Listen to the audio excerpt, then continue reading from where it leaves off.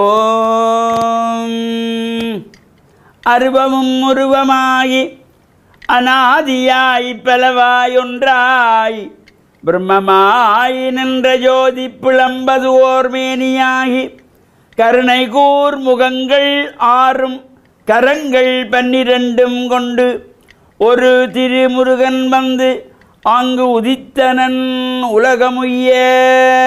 வெற்றிவேல் முருகனுக்கு அரோகரா. ஓம் நமச்சிவாய. மேன்மைகள் சைவநீதி விளங்குக உலகமெல்லாம். நோயற்ற வாழ்வே குறைவற்ற செல்வம். அந்த நோய் நொடிகள் இல்லாத வாழ்வு இந்த உலக மக்கள் எல்லோரும் வாழ வேண்டும் என்று கலியுகத்தின் காந்தமலை ஜோதியாகிய சபரிமலை சுவாமி ஐயப்பனுடைய திருவடிகளையும் அலங்கார கந்தனாம் நல்லூர் கந்தனுடைய திருவடிகளையும் சிறந்தாழ்த்தி டான் தமிழொலி ஓம் தொலைக்காட்சி நேயர்கள் அனைவருக்கும் சர்வதேச இந்து மத குருபீடம் அகில இலங்கை சபரிமலை ஸ்ரீ சாஸ்தாபீடத்தின் சார்பில் இனிய வணக்கங்களும் நல்லாசிகளும். இன்றும் மங்களகரமான விஸ்வாவசு வருஷம் ஆவணி மாதம் 6ஆம் நாள் 22/8/2025 வெள்ளிக்கிழமை. இன்று மலர்ந்திருக்கின்ற இன்றைய பொழுதும் நம் எல்லோருடைய வாழ்விலும் எல்லா விதமான சிறப்புகளும் வெற்றிகளும் கிடைக்க வேண்டும் என்று இறைவனை பிரார்த்தித்து இஷ்ட தெய்வங்கள் குலதெய்வங்கள் பாரம்பரிய தெய்வங்களையும் வழிபாடு செய்து பெற்றோர்களுடைய அன்பையும் ஆசியையும் பெறுகின்ற பொழுதும் எந்த நாளுமே நமக்கு நல்ல நாளாக அமையக்கூடியது. இன்றைய தினம் ஆவணி மாதத்து அமாவாசை. இந்த ஆவணி மாதத்து அமாவாசையில் இலங்கையின் புகழ்பூத்த உலக பிரசித்தி பெற்ற அலங்கார கந்தனாம் நல்லூர் கந்தப்பெருமானுடைய தீர்த்த உற்சவம், இந்த தீர்த்தவாரி தீர்த்தோற்சவம் அழகான முறையிலே அந்த தீர்த்த தடாகத்திலே கங்காதி தேவியரெல்லாம் பூஜிக்கப்பட்டு திக்பாலர்களுக்கு பூஜைகள் நடைபெற்று கங்கேஜ யமுனே செய்வ கோதாவரி சரஸ்வதி நர்மதா சிந்து காவேரி என்கின்ற வகையிலே பூஜிக்கப்பட்டு அங்கே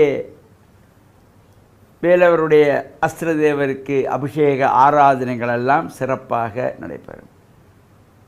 அந்த 8 திக்கிலும் அந்தந்த தேவர்களுக்கெல்லாம் பூஜைகள் வழிபாடுகள் இவ்வளவு சிறப்பாக இந்த நல்லூரானுடைய தீர்த்த உற்சவம் வெகு விமர்சையாக பல்லாயிரக்கணக்கான அடியவர்கள் புடைசூட இந்த நல்லூரானுடைய தீர்த்த உற்சவம் இன்றைய தினம் நடைபெறும். அதே போல் இன்று இந்த அமாவாசை திதியிலே அப்பா அம்மா இல்லாதவர்கள் ஸ்நானம் செய்து தீர்த்தமாடி தர்ப்பணங்கள் செய்து வழிபாடுகள் செய்யக்கூடியவர்கள் இவற்றையெல்லாம் செய்து கொள்ளலாம். ஆங்காங்கு உள்ளவர்கள் தத்தமது இடங்களிலே உள்ள நதிகள் அல்லது ஆலயத்தில் அருகில் உள்ள தீர்த்த குளங்கள் கேணிகள் எதிரே நமக்கு வசதிப்படுதோ அவ்வாறான தடாகங்களிலே ஸ்நானம் செய்து பெற்றோர்களுக்கு தர்ப்பணங்கள் செய்து கொள்ள வேண்டும். அதேபோல் மோட்ச தீபங்கள் ஏற்றி வழிபாடு செய்வதற்கும் ஒரு சிறப்பான நாள். எனவே இன்றைய தினம் இந்த வெள்ளிக்கிழமையிலே வீடுகளிலே லட்சுமி கடாட்சம் நிறைகின்ற வகையிலே காலை மாலை வேளையிலே தீபங்களை ஏற்றி வைத்து பிரார்த்தனை செய்வதும் யார் யாருக்கெல்லாம் நல்லூர் கந்தப்பெருமானுடைய பூர்ணமான திருள் கிடைக்கின்றதோ அவரெல்லாம் இந்த நடைபெறுகின்ற இந்த உற்சவங்களில் இன்று 25வது நாள் உற்சவம் தீர்த்த உற்சவம். மாலை துவஜ அவரோகணம் என்கின்ற கொடியிறக்கு நிகழ்வு சிறப்பாக நடைபெற இருக்கின்றது. இந்த முருகப்பெருமானுடைய பேரருள் உலகளாவிய ரீதியிலே வாழ்ந்து கொண்டிருக்கின்ற அனைத்து அடியவர்களுக்கும் கிடைக்க வேண்டும். வாழ்வில் எல்லா சிறப்புகளும் கிடைக்க வேண்டும் பிரார்த்தனை செய்து எதிர் வருகின்ற வெள்ளிக்கிழமை 29/8/2025 எதிர்வரும் வெள்ளிக்கிழமை. அன்றைய தினத்திலே யாழ்ப்பாணம் ஆனைக்கோட்டையிலே அமர்ந்திருக்கின்ற சம்பந்த பிள்ளையார் ஆலயத்தினுடைய துவஜாரோகண மகோற்சவம் நடைபெற இருக்கின்றது. இவ்வாறான நிகழ்வுகளும் கலந்து இறையருளை பெற்று மண்ணில் நல்ல வண்ணம் வாழ டான் தமிழொலி ஓம் தொலைக்காட்சி நேயர்கள் அனைவருக்கும் சர்வதேச இந்து மத குருவிடத்தின் சார்பில் நல்ல ஆசிகளை கூறிக்கொள்வதில் மன மகிழ்வு கொள்கிறோம். சர்வே ஜனாக சுகினோ பவந்து சமஸ்த சன் மங்களானி சந்து சுபம்.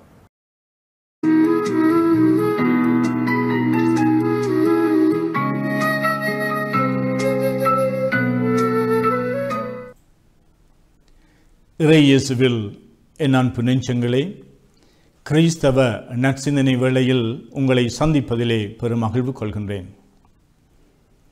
ஒருவர் என்னிடம் சொன்னார், எத்தனையோ மறை போதகர்கள் போதித்து கொண்டிருக்கின்றார்கள், எல்லா ஆலயங்களிலும் கோவில்களிலும் போதனை செய்யப்படுகின்றது, ஆனால் மக்கள் மனம் மாறுகின்றார்கள் இல்லையே, ஏன் என்று கேட்டார். போதிப்பதனால் நிச்சயமாக இறைவனுடைய வார்த்தை பகிரப்படுகின்றது. நல்ல போதனைகள் இந்த உலகத்திலே கிடைக்காவிட்டால் இந்த உலகம் நல்ல பாதையிலே செல்ல முடியாது. அதனால் இறைவன் பேசிக்கொண்டே இருக்கின்றார். ஏன் ஒருவரோடு நாங்கள் பேசுகின்றோம் என்றால், எங்களுடைய நல்ல கருத்துக்களை அவர்களோடு பகிர்ந்து கொள்ள வேண்டும் என்பதற்காக. எங்களை அன்பு செய்கின்ற இறைவன் எங்களோடு பேசிக்கொண்டுதான் இருக்கின்றார். ஏனென்றால் எங்களோடு பேசுவதனூடாக இந்த மறை போதகர்கள் அவர்களுடைய போதனைகள் ஊடாக எங்களோடு பேசுகின்றார். இவ்வாறு பேசுவதனாலே நாங்கள் அறநெறியிலே வாழ்வதற்கும் மனிதர்களாக வாழ்வதற்கும் இந்த உலகத்திலே நல்லவர்களாக திகழ்வதற்கும் இந்த போதனை இறை வார்த்தை பயன்படுகின்றது. ஒரு பயிர் வளருவதற்கு அதற்கு சூரிய ஒளியும் அதற்கு தண்ணீரும் அதற்கான உரமும் இட்டு அதை வளர்ப்பது போல இறை வார்த்தை எங்களுக்கு கொடுக்கப்படுகின்றது. நாங்கள் மனிதர்களாக வாழ வேண்டும், வளர வேண்டும் என்பதற்காக. இங்கு போதனையில் பிழையில்லை. அதை கேட்பவர்கள் என்ன மனநிலையோடு அதற்கு செவிமடுக்கின்றார்கள் என்பதுதான். இயேசு கூறுகின்ற ஒரு அழகான உவமை மூலமாக ஒருவன் விதைக்கின்றான். அந்த விதைகள் பல நிலங்களிலே விழுகின்றன, பாதை ஓரத்திலே விழுகின்றன, முட்புதர்கள் இருக்கின்ற இடத்திலே விழுகின்றன, கற்பாறையிலே விழுகின்றன, நல்ல நிலத்திலே விழுகின்றன. நல்ல நிலத்தில் விழுவதுதான் அவை வளர்ந்து அந்த பயிர் விளைச்சலை கொடுக்கின்றது. மற்றவையெல்லாம் கால ஓட்டத்திலே கருகி போகின்றன, இல்லாமல் போகின்றன. இப்படி இறைவனுடைய வார்த்தை நல்ல உள்ளமாகிய எங்களுடைய உள்ளத்திலே விதைக்கப்படுகின்ற பொழுதுதான் எங்களுடைய வாழ்விலே நல்ல விளைச்சல் கிடைக்கின்றது. அப்பொழுது எங்களுடைய உள்ளத்தை நாங்கள் நல்ல உள்ளமாக மாற்ற வேண்டும். அதாவது செவிமடுக்கின்ற காதுகளால் மட்டுமல்ல, உள்ளத்தினாலே செவிமடுக்கின்றவர்களாக நாங்கள் மாற வேண்டும். ஒருவர் என்னோடு பேசுகின்றார் என்றால் அவர் எதை சொல்ல விரும்புகின்றார் என்ற அவருடைய செய்தியை நாங்கள் கேட்க வேண்டும். வெறும் வார்த்தைகள் அல்ல, அவை ஏதோ ஒரு உணர்வை, ஏதோ ஒரு கருத்தை, ஏதோ ஒரு சிந்தனையை, ஏதோ ஒரு நம்பிக்கையை எங்களுக்கு சொல்லித் தருகின்றார்கள். நாங்கள் அதை திறந்த உள்ளத்தோடு, நல்ல உள்ளம், நல்ல நிலம் போன்ற எங்களுடைய உள்ளம் அது திறந்த உள்ளமாக இருக்க வேண்டும். அதனால் என்னுடைய வாழ்விலே அதை நான் எப்படி நிறைவேற்ற முடியும், அதனால் பயன்பாடு என்ன என்ற அந்த கேள்விக்குறியோடு, திறந்த உள்ளத்தோடு, இதெல்லாம் எனக்கு தேவையில்லை, அது அசட்டைத்தனமாக கேட்டும் கேட்காத மாறி, அல்லது இது எனக்கு விளங்கவில்லை ஆகனாலே அது அப்படியே போகட்டும் என்று சொல்லாமல் நாங்கள் மிகவும் கூர்மையாக திறந்த உள்ளத்தோடு செவிமடுக்க வேண்டும். இறைவனுடைய வார்த்தையை நாங்கள் அனுதினம் படிக்கலாம். அதற்கு எங்களுக்கு பணமும் எந்த விதமான வசதியும் தேவையில்லை. எங்களுடைய இந்த இறை வார்த்தை எங்களுடைய இல்லங்களிலே இருக்கும். ஒவ்வொரு நாளும் நாங்கள் ஒரு 5 நிமிடம் அல்லது சில நிமிடத்துக்கு அதை திறந்து எடுத்து வாசிக்கின்ற பொழுது அதனுடைய செய்தி என்ன என்று நான் உள்வாங்குகின்ற பொழுது நிச்சயமாக எங்களுடைய நல்ல வாழ்வுக்கு அது வழி சமைத்து கொடுக்கும். எங்களுடைய வாழ்க்கையிலே மனமாற்றங்கள் எழும். எங்களுடைய வாழ்க்கையிலே இருக்கின்ற பிரச்சனைகளுக்கு தீர்வு காணுகின்ற அளவிற்கு அது எங்களுக்கு ஒரு வழிகாட்டியாக இருக்கும். எங்களுடைய துன்ப வேளைகளிலே நாங்கள் வாழ்க்கையினுடைய துன்பங்களை நாங்கள் அனுபவிக்க முடியாமல் தத்தளிக்கின்ற பொழுது அவை எங்களுக்கெல்லாம் ஆறுதல் சொல்லுகின்ற வார்த்தையாக அமையும். இறைவன் எங்களோடு பேசுகின்றார், அன்போடு பேசுகின்றார், அன்பின் நிமித்தம் பேசுகின்றார், என்னுடைய வாழ்க்கையிலே அக்கறை கொண்டு பேசுகின்றார். இந்த எதிர்பார்ப்புகளோடும் நம்பிக்கையோடும் இந்த இறை வார்த்தைக்கு நாங்கள் செவிமடுக்கின்ற பொழுது நிச்சயமாக நாங்கள் நல்ல விளை நிலத்தில் விதைக்கப்பட்ட அந்த இறை வார்த்தையைப் போல எங்களுடைய உள்ளத்திலே இந்த இறை வார்த்தை நல்ல விளைச்சலை தந்து எங்களுடைய வாழ்வை மகிழ்வான வாழ்வாக உருமாற்றுமா. ஆமென்.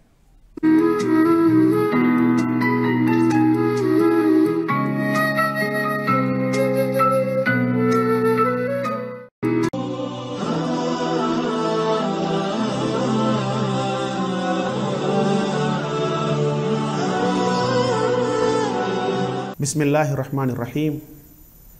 இஸ்லாமிய நற்சிந்தனையோடு இணைந்திருக்கக்கூடிய நேயர்கள் அனைவருக்கும் இஸ்லாத்தின் காணிக்கையாகிய சலாத்தை தெரிவிப்பதில் மகிழ்ச்சி அடைகின்றேன். அஸ்ஸலாமு அலைக்கும் வரஹ்மத்துல்லாஹி வபரகாத்துஹு. இன்றைய நற்சிந்தனையில் ரசூலுல்லாஹி ஸல்லல்லாஹு அலைஹி வஸல்லம் அவர்கள் இந்த உலகத்திற்கு தூதராக அனுப்பப்பட்ட நோக்கத்தை பற்றி உங்களோடு பகிர்ந்து கொள்ளலாம் என்று ஆசைப்படுகின்றேன். அல்லாஹ்வுடைய இறுதி தூதராக இந்த மண்ணில் சங்கமித்த அவனின் தூதர் நபி முஹம்மது ஸல்லல்லாஹு அலைஹி வஸல்லம் அவர்கள் இந்த உலகத்திற்கு தூதராக அனுப்பப்பட்ட நோக்கத்தை அவர்களே இப்படி சொல்கின்றார்கள். முஸ்னத் அஹ்மத் என்ற ஹதீஸ் தொகுப்பு நூலில் பதிவு செய்யப்பட்டிருக்கக்கூடிய ஹதீஸிலே நபி அவர்கள் சொல்கின்றார்கள், இன்னமா புஇஸ்து லி உத்தம்மிம மக்காரிமல் அஹ்லாக்.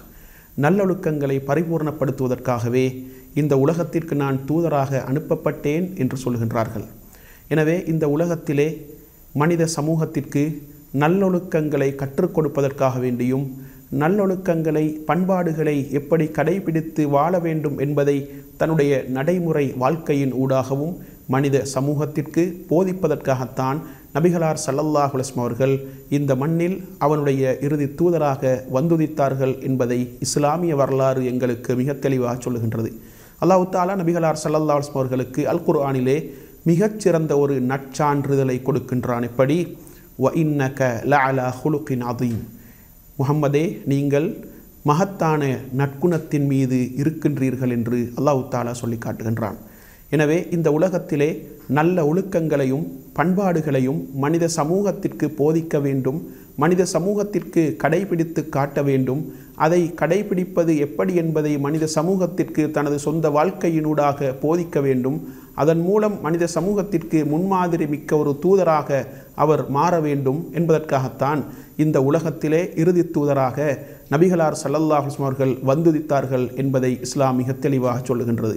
எனவே அந்த வகையில் இந்த உலகத்திலே மனிதர்கள் ஒழுக்கம் என்றால் என்ன, நாகரிகம் என்றால் என்ன, பண்பாடு என்றால் என்ன, மனித நேயம் என்றால் என்ன என்று தெரியாத ஒரு காலத்திலே அல்லாஹ்வின் தூதர் ஸல்லல்லாஹு அலைஹி வஸல்லம் அவர்கள் மக்காவிலே நபியாக பரிணமித்தார்கள்.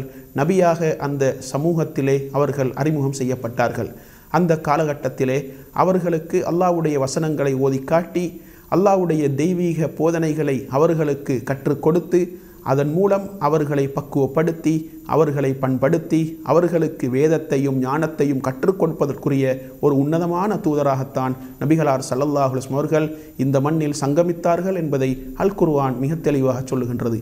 அல்லாஹ் தஆலா நபி அவர்களை தூதராக அனுப்பியதன் நோக்கத்தை அல் குர்ஆனிலே சொல்லுகின்ற பொழுது, அதாவது ஹுவல்லதி பஅஸ ஃபில் உம்மiyீன ரசூலன் மின்ஹும் யத்லு அலைஹிம் ஆயாத்திஹி வ யுஸக்கீஹிம் வ யுஅல்லிமுஹுமுல் கிதாப வல் ஹிக்மா உம்மி சமூகத்திற்கு மத்தியிலே, எழுத வாசிக்க தெரியாத ஒரு சமூகத்திற்கு மத்தியிலே அவர்களிலிருந்தே ஒரு தூதரை அவன் அனுப்பி வைத்தான். எதற்காகவென்றால் அவர்களை பரிசுத்தப்படுத்துவதற்காக வேண்டியும், அவர்களை பக்குவப்படுத்துவதற்காக வேண்டியும், வேதத்தையும் ஞானத்தையும் அவர்களுக்கு கற்றுக் கொடுப்பதற்காக வேண்டியும் அந்த தூதரை அந்த சமூகத்திற்கு அனுப்பி வைத்தான் என்பதை அல்லாஹு தஆலா அல் குர்ஆனிலே எங்களுக்கு சொல்லி காட்டுகின்றான்.